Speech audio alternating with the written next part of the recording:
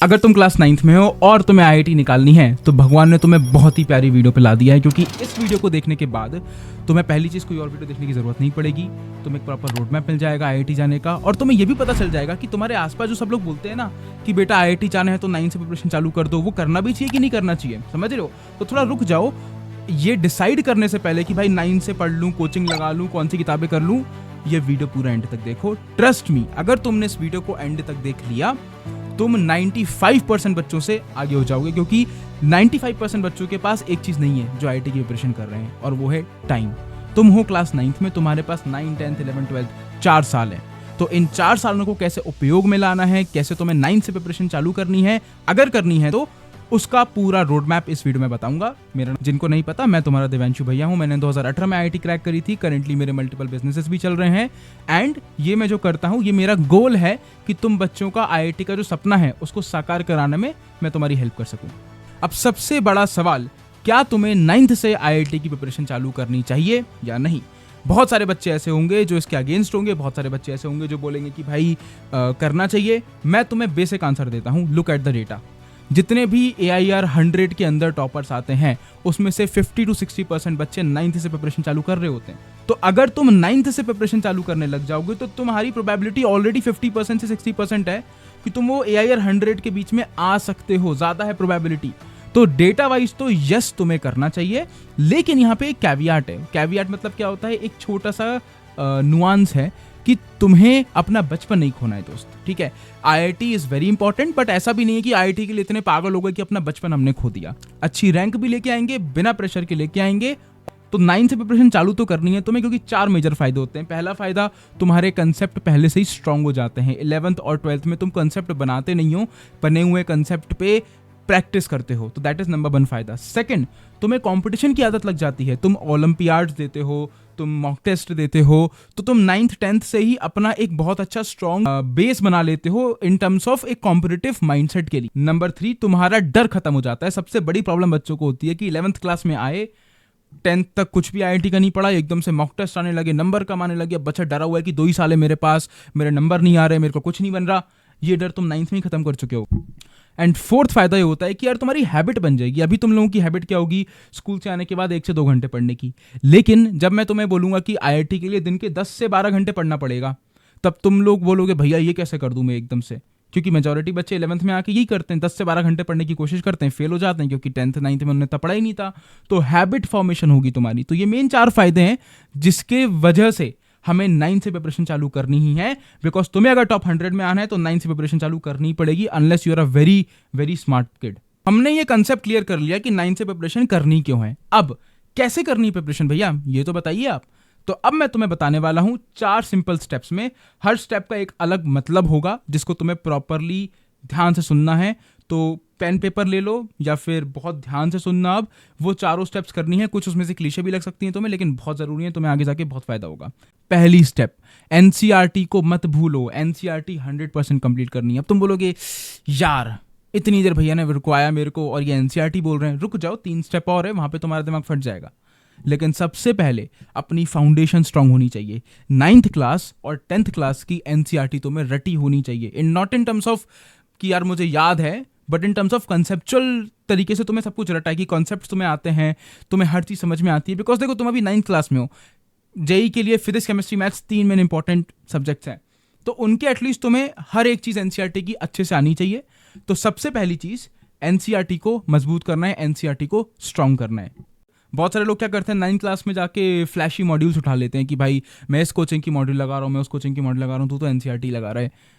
ये करना ना, मतलब ये जो बच्चे करते हैं ना, मेरा एक दोस्त था वो यही करता था, वो एक्चुअल आईआईटी में जा भी नहीं पाया, ठीक है? तो तुम्हें सिर्फ एनसीईआरटी पे स्टिक करना है। सबसे पहली चीज, स्ट्रॉन्ग करके उसके क्वेश्चंस प्रैक्टिस करनी है। अगर डाउट आ रहा है तो या तो यूट्यूब से डाउट सोल्यूशन निकालो या अपने सीनियर से पूछो, लेकिन एनसीईआरटी को कंटेस्ट करे बिना हम एक भी चीज आगे नहीं बढ़ेंगे। एंड ये सब करने के बाद भी अगर तुम्हें डाउट आ रहा है और तुम्हें सोल्यूशन नहीं मिल रहा है तो ट्रू मेंटर का इस्तेमाल करो। ट्रू मेंटर क्या है? तुम्हारे लिए तुम्हारे भैया ने एक ऐसा प्लेटफॉर्म बनाया है जहां पे तुम 9th क्लास के बच्चे एक एक्चुअल आईआईटीएन से, IIT Delhi, IIT Bombay, IIT Kharagpur, IIT Guwahati, IIT Kanpur, India के टॉप आईआईटीज के एक्चुअल आईआईटीएन भैया से इंस्टेंटली कनेक्ट कर सकते हो। इंस्टेंटली मतलब अभी मेरा ये रिमोट है, तुमने बटन दबाया, 20 सेकंड में कॉल पे बात हो जाएगी, 20 सेकंड में चैट पे बात हो जाएगी, क्योंकि वो ऑनलाइन रहते हैं। इंडिया का पहला प्लेटफॉर्म है दोस्त, जहां पे एक एक्चुअल आईआईटीएन से तुम इंस्टेंटली कनेक्ट कर सकते हो, और तुम्हें कोई हज़ारों, कोई 100-500 रुपए देने की ज़रूरत नहीं है। 5 रुपीज़, 10 रुपीज़, इतना अफोर्डेबल रेट से भी बात चालू हो जाती है। क्योंकि मुझे दरभंगा जैसे या आसनसोल जैसे बहुत ही छोटे विलेज के, छोटी जगह के बच्चों की हेल्प करनी है, और मेरे को पता है कि मैं ज़्यादा बच्चों की हेल्प तभी कर पाऊंगा जब मेरे को प्राइस कम करना पड़ेगा, बिकॉज एज अ स्टूडेंट मुझे पता है 50 रुपये 40 रुपये की क्या वैल्यू होती है। ठीक है, तो अगर तुम्हें कोई भी डाउट आ रहा है, ट्रू मेंटर पे जाके एक एक्चुअल आईआईटीएन से बात कर सकते हो। लिंक दे रहा हूँ डिस्क्रिप्शन में। पहले नेक्स्ट स्टेप पूरा कर लेते हैं, कंप्लीट तीनों स्टेप, उसके बाद दिए गए लिंक पे क्लिक करना जो डिस्क्रिप्शन पे दिया होगा तुम्हें, एंड एक एक्चुअल आईआईटीएन से बात करना। दबे अब तुम 30 मिनट्स के सेशन भी एक आईआईटीएन भैया के साथ बुक कर सकते हो बहुत आसानी से, ओनली एट 149। इमेजिन करो 30 मिनट्स का session just at 149 rupees. 30 minute में तुम्हारी एक आईआईटी कानपुर के एक्चुअल आईआईटीएन जिनकी 2000-3000 रैंक आई थी, उनसे बात हो सकती है। इससे अच्छा क्या होगा दोस्त? मत खाना एक दिन पिज्जा, 500 रुपये तो पिज्जा में चले जाते हैं आजकल, 149 तो छोड़ दो। तो अगेन पहले पूरा वीडियो एंड तक देखो, उसके बाद ट्रू मेंटर को देखना जरूर। दूसरा स्टेप, हमें देने हैं ओलंपियाड्स। भैया ओलंपियाड्स क्या होते हैं? देखो, जैसे कि आईआईटी जेईई एग्जाम होता है ना, वैसे बहुत सारे ऐसे ओलंपियाड्स होते हैं जिनको तुम देख के कुछ एक अच्छी रैंक हासिल करके वहां से कुछ कंपेंसेशन ले सकते हो, या फिर तुम ओवरऑल एक कॉम्पिटिटिव माहौल का स्वाद चख सकते हो कि आईआईटी में जैसे कॉम्पिटिटिव माहौल होगा, उससे थोड़ा सा लोअर लेवल का कॉम्पिटिटिव माहौल तुम एनटीएससी हो गया, आरएमओ हो गया, जेएसओ हो गया, एनएसओ हो गया, बहुत सारे कॉम्पिटिटिव एग्जाम्स हैं जिनको तुम्हें देना ही देना है। अगर तुमने कॉम्पिटिटिव एग्जाम्स नहीं दिए तो तुम्हारा आईआईटी में जाने का प्रोबेबिलिटी बहुत कम हो जाएगा। देखो एक सेकंड, मैं ये नहीं बोल रहा हूँ कॉम्पिटिटिव एग्जाम निकालना है। मैंने 15 से 20 कॉम्पिटिटिव एग्जाम दिए होंगे कम से कम, मेरा एक भी नहीं निकला दोस्त। ना मेरा एनटीएससी निकला, ना मेरा आरएमओ निकला, ना मेरा जीएसओ निकला, ना मेरा एनएसओ निकला, ना मेरा केवीपीवाई निकला। एनटीएससी में मतलब मैं 3-4 नंबर से रह गया था बस, लेकिन नहीं निकला। लेकिन मेरा सीधे आईआईटी निकला। क्यों? क्योंकि मैंने वो पेपर सिलेक्ट होने के पर्सपेक्टिव से नहीं दिए थे दोस्त, मैंने वो पेपर इसलिए दिए थे ताकि मैं अपना टेम्परामेंट बिल्ड कर सकूं। तो ओलंपियाड्स 100% देने हैं, जितने दे सको, जितने खुले खुले दे सको ओलंपियाड्स जाके दो। Step 3 and the most important step जिसके लिए तुम सब वेट कर रहे हो, विच इज कौन सी किताबें लगाएं और क्या टाइम टेबल फॉलो करें। तो देखो, किताबों में सबसे पहले जो मैंने तुम्हें बताया था कि यार एनसीईआरटी करनी है, लेकिन कुछ बच्चे होंगे जो बहुत अच्छे से प्रिपरेशन कर रहे हैं अभी 9th में, जिनको पता है कि एनसीईआरटी उनकी हो चुकी है। उनके लिए तुम्हें क्या करना है मैं बताता हूँ। फिजिक्स में तुम्हें लेनी है HC Verma and Pearson foundation. इन दो को पकड़ो और इन दो के सवाल लगाना चालू कर दो, इनसे थ्योरी पढ़ना चालू कर दो। 9th की ही, 11th की नहीं करनी है, 9th की ही करनी है, ताकि तुम, क्या होता है ना, एनसीईआरटी में एक लेवल है कंसेप्ट का, सेम टॉपिक पे जो लेवल ऑफ कंसेप्ट है वो बढ़ जाता है इन एचसी वर्मा और इन पियर्सन फाउंडेशन। तो ये दो बुक्स हैं जो तुम्हें डेफिनेटली खरीदनी चाहिए और जिनको तुम्हें डेफिनेटली पढ़ना चाहिए in class 9th for physics. Maths पे आते हैं। Number 1 book for maths for 9th class is RD. Sharma.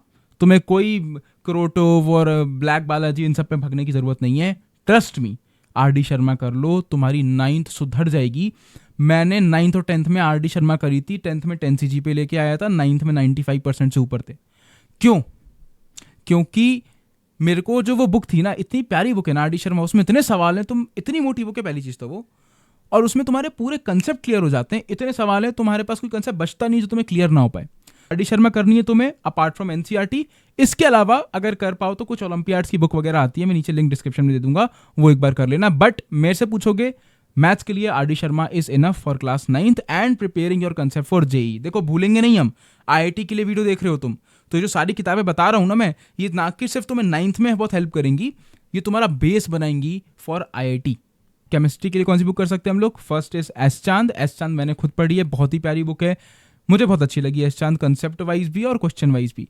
S चांद तुम कर सकते हो। सेकंड, तुम फाउंडेशन मॉड्यूल्स उठा सकते हो, जैसे कोई एलन हो गया, फिट्जी हो गया, कोई दूसरी बड़ी बड़ी कोचिंग्स हो गई, वहाँ के फाउंडेशन मॉड्यूल्स तुम उठा सकते हो, आजकल सब इंटरनेट पे मिल जाता है। तो ये 3 सब्जेक्ट्स की इस बुक को, जैसे फिजिक्स केमिस्ट्री मैथ्स की जो मैंने किताबें बताई, इनको प्रॉपरली फॉलो करना है। बट इनको छुओगे नहीं तुम, बता दे रहा हूँ मैं, छुओगे नहीं जब तक एनसीईआरटी नहीं कर लेते। वो है तुम्हारा मेन थिंग। वो करने के बाद इन सब पे आना है। ऐसा मत करना कि ये पढ़ लिया फिर उस पे जा रहे हैं, ठीक है। ये सारी किताबें जो मैंने बताई है सब तुम्हें पता ही होंगी मोस्टली, लेकिन तुम्हें एक चीज़ नहीं पता कि 11th 12th में कितनी दिक्कतें आएंगी अगर तुमने ये किताबें नहीं करी तो। अगर तुम 9th से 11th के कंसेप्ट पढ़ने लग जाओगे ना तो होगा क्या पता है, 9th तुम्हारी गई, 11th भी कुछ समझ में नहीं आने वाली, और फिर तुम 11th में जाओगे, फिर तुम रोगे। क्योंकि मैंने भी ऐसा करा था, मेरे फिजिक्स में -5 आए थे मॉक टेस्ट में, क्योंकि मैंने 11th क्लास में 12th की फिजिक्स पढ़ ली, ठीक है, और 11th की फिजिक्स के टेस्ट में -5 आए मेरे। 12th की फिजिक्स तो मेरी गई। फिर मैंने बाद में दोनों को दोबारा अच्छे से करा, तब जाके एक्चुअल आईआईटी में सबसे ज़्यादा नंबर फिजिक्स में थे। तो ये वाला भी कमबैक करा है तुम्हारे भैया ने, लेकिन तुम्हें ऐसी प्रॉब्लम ना आए, ठीक है। तो मेरे को लगता है मैंने सारी प्रॉब्लम तुम्हारे लिए मैंने ही झेल ली है, तो तुम्हें ऐसी प्रॉब्लम ना आए, इसलिए बहुत प्यारे तरीके से बता रहा हूँ। कोई किताब तुम्हें आईआईटी नहीं निकालेगी दोस्त। अगर तुम्हें आईआईटी जाना है वो सेल्फ प्रैक्टिस निकालेगी, और 10 बुक को 10 बार प्रैक्टिस नहीं करना है, एक बुक को 1000 बार प्रैक्टिस करना है, और 10 बुक को एक बार प्रैक्टिस नहीं करना है, एक बुक को 10 बार प्रैक्टिस करना है, तब तुम्हारा काम हो पाएगा। अब हम आ जाते हैं टाइम टेबल पे। तो हमने किताबें की बात कर ली, भाई किताबें बता दी, अब टाइम टेबल बता दो, बढ़िया मजा आ जाए। अब सुनो टाइम टेबल। तुम्हें एक चीज समझनी पड़ेगी कि 11th 12th में तो तुम्हें 10 से 12 घंटे पढ़ना ही है, ठीक है, लेकिन तुम 9 से 12 घंटे पढ़ने लग जाओगे ना तो तुम 4 दिन में छोड़ दोगे आईआईटी, क्योंकि तुम्हें लगेगा कि हो गया मेरा। अगर मुझे पता होता आईआईटी करना कितना टफ है तो मैं तुम्हें लिख के दे रहा हूं, मैं अभी आईआईटी करता ही नहीं, ठीक है। हमारे मॉडर्न एरा के साथ फायदा नुकसान ये है कि तुम्हें पूरी इन्फॉर्मेशन मिल चुकी है, लेकिन उस इन्फॉर्मेशन के साथ तुम्हें यह भी पता चला कि ओफ this is actually tough.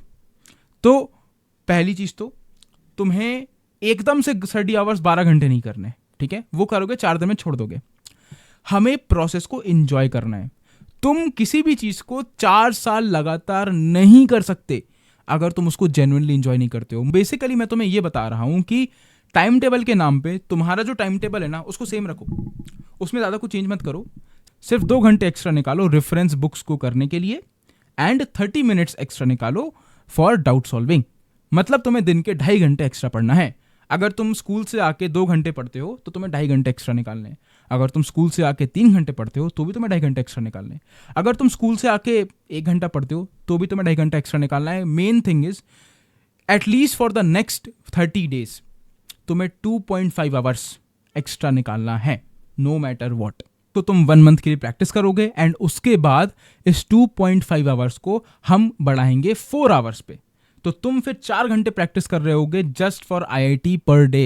Imagine, दिन के 4 घंटे, महीने के 120 घंटे, साल के 1440 घंटे तुम एक्स्ट्रा पढ़ चुके हो। तुम लोगों से आगे हो चुके हो। 1400 घंटे तुम एक बंदे से आगे हो चुके हो लाइफ में। सोचो तुम कहां पर होगे। तो यही पावर होती है छोटे छोटे घंटों की, समझ रहे हो। तो पहले के 3 दिन 2.5 घंटे पढ़ा, फिर उसके बाद 4 घंटे पे शिफ्ट करेंगे। 4th step, last but not the least, is smart study करनी है। अब तुम बोलोगे भैया स्मार्ट स्टडी क्या होता है? तुम्हारे पास क्या है जो दूसरों के पास नहीं है? बताओ। तुम्हारे पास समय है। तुम्हारे पास बुद्धि मान लो नहीं है, लेकिन तुम्हारे पास समय है। तो हमें स्मार्ट स्टडी, लोग बोलते हैं ना स्मार्ट स्टडी मतलब जल्दी काम हो जाए, जल्दी चीजें कर लो। मैं तुम्हें बोल रहा हूं स्मार्ट स्टडी मतलब देर से काम करना तुम, क्योंकि तुम्हारे पास समय है दोस्त। अगर तुम्हारे पास समय है तो एक एक कंसेप्ट के एक एक लाइन के एक एक डेरिवेशन को घोल के पीना है तुम्हें। अगर तुमने स्मार्ट वर्क के नाम पे हर एक चीज को जितना टाइम देना चाहिए उससे ज्यादा टाइम देके प्रॉपरली कंसेप्ट लगा के चीजें समझ ली, ट्रस्ट मी, जब तुम 11th में जाओगे 12th में जाओगे तुमसे यूं क्वेश्चन होंगे, यूं ऐसे नंबर लेके आओगे तुम, लोग परेशान हो जाएंगे कि भाई ये बंदा या बंदी क्या कर रहा है यार ये। क्योंकि तुमने 9th-10th में वो इन्वेस्टमेंट कर ली है। कंसेप्ट लगाने में इन्वेस्टमेंट करनी पड़ेगी, या तो 11th में इन्वेस्टमेंट कर दो टाइम की, या अभी कर दो, तो अभी कर दो ना। तो स्मार्ट स्टडी करनी है अपन को, लेकिन स्मार्ट स्टडी के अंदर क्या करना है, चीजें जल्दी नहीं करनी, हमें सही आंसर नहीं लाने, बिल्कुल नहीं। मैं बोल रहा हूं सही आंसर के पीछे मत भागना दोस्त। सही आंसर के पीछे भागोगे कभी सही आंसर नहीं मिलेगा। सही कंसेप्ट के पीछे भागोगे, सही आंसर तुम्हारे पीछे दौड़ा दौड़ा आएगा।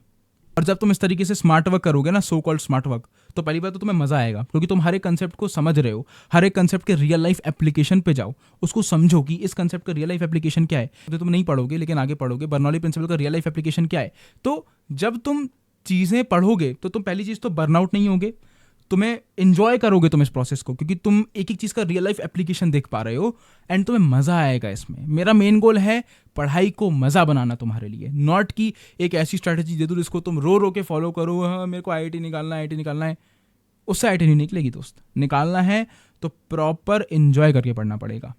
तो यही 4 स्टेप्स थी दोस्त, मैंने सब बता दिया तुम्हें। लेकिन अब हो सकता है तुम्हें और भी डाउट्स हो, तो नीचे कमेंट में #AskDivyanshu भैया, क्या लिखोगे? #AskDivyanshu भैया करके अपना क्वेश्चन लिखो, जो भी तुम्हारा क्वेश्चन है। That's it for today's video. I hope तुम्हारी 9th की प्रिपरेशन बहुत तगड़े तरीके से चालू हो। एंड अगर वीडियो से कुछ हेल्प मिली हो तो बस 2 काम कर देना। पहला, मेरे को एक हार्ट छोड़ के चले जाना वीडियो के नीचे, अच्छा लगेगा। दूसरा, चैनल को सब्सक्राइब करके एक बच्चे को जो तुम्हारा फ्रेंड है, जो तुम्हारा रियल फ्रेंड है, रियल फ्रेंड कौन? आईआईटी वाला, जिसको तुम्हारे साथ ग्रो करना है, उसको एक वीडियो सेंड कर देना ताकि उसकी भी हेल्प हो पाए। So that's it for today's video and all the best. जाओ काम करो।